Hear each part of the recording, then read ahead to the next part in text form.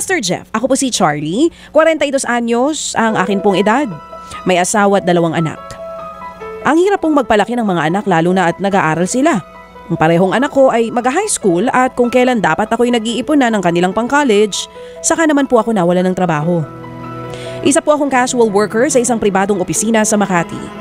Malaki ang lugi ng kumpanya sa pagpasok ng taon kaya kinailangang magbawas ng empleyado.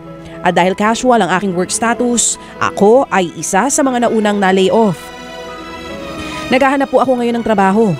At dahil madalas ako sa bahay, updated ako sa mga balita. May pagkakataon na nanonood ako kana Manong Ted at DJ Chacha.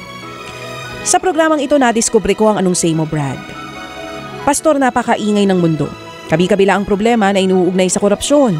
Dito sa Pilipinas maging sa ibang bansa. Napapaisip tuloy ako tuwing nakakakita ako ng mga balita na limpak-limpak na mga salapi na ninanakaw mula sa bayan. Bakit po ba nangyayari ang mga ganitong bagay? Mas ramdam ko ngayon na hindi patas ang mundo. Ang iba, walang kapararakan kung maglustay ng salapi na hindi naman nila pinaghirapan. Samantalang ako, walang trabaho at hindi alam kung anong kinabukasan ang maibibigay sa aking mga anak. Nagkaroon na po ako ng depression sa mga nangyayari. Naguguluhan ako kasi napapatanong ako kung bakit ba hinahayaan ng Diyos na mangyari itong mga ganitong bagay na maghari ang kasamaan. Ang dami-dami pong pera na winawaldas. Samantalang ako, Pastor, gipit. Bakit ba ganun ang mundo? Pastor, bakit po ba nangyayari ito? Anong say mo, Brad? Well, unang-una, tama naman lahat po na nararamdaman nyo. No? Hindi madali. At pag nakikita mo hindi patas yung nangyayari sa mundo.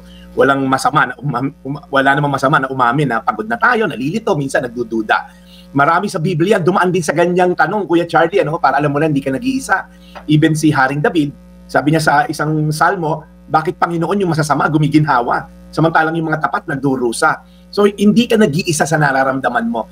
Well, saan ba nagmula to? Pag tinignan mo sa Garden of Eden pa lang po, nagsimula ito yung rebellion against God.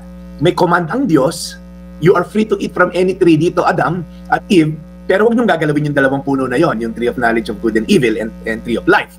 Pero nagrebel sila sa kautusan ng Diyos and then sin entered the world. Kaya kung talagang kakalkali natin pinagsimulan na to, ang kasalanan po nagsimula, rebellion against God's word. Yan po ang resulta. So huwag kang mag-alala, Kuya Charlie, God's still in control naman. Siya po yung may huling say. God sees and God is just.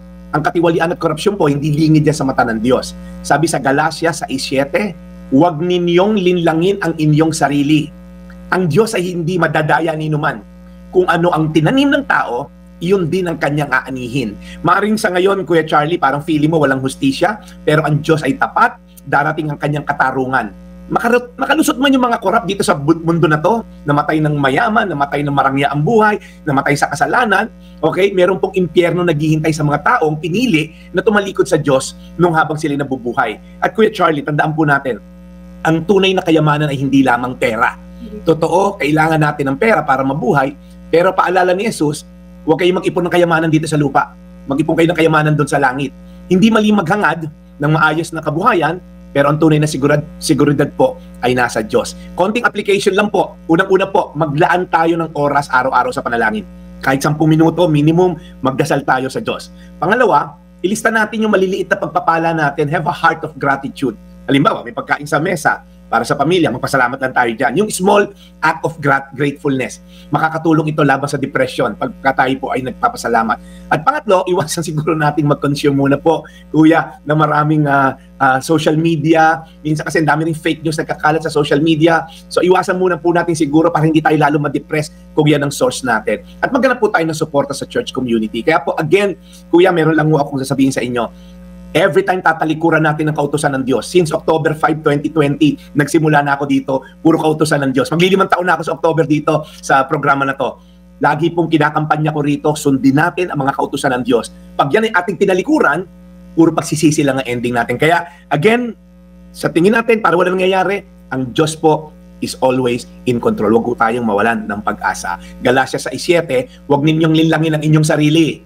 Ang Diyos ay hindi madadaya ni numan. Kung anong tinanim ng tao, yun din ang kanyang aanihin. Lord, maraming salamat po dahil ang mga pangyayaring ito sa bansa namin, parang tila bagang wala na talagang pagbabago. Parang wala na kami, Lord, nauubusan na, Lord, kami ng pasensya, nauubusan na rin, Lord, kami ng pag-asa. Pero Lord, alam ko ikaw ay buhay, ikaw ay nakikinig sa aming mga dasal, at nawa, Panginoon, ang hustisya mo ay dumating na dito sa mga taong dapat, Lord, magbayad. At wag naman sanang magdaan ng violence katulad ng mga nangyari sa ibang bansa, but Lord, yung iyong peace that transcends all understanding mapa sa aming mga Pilipino. Sa pangalan ni Jesus. Amen. Today's Reflection with Pastor Jeff Eliscopides.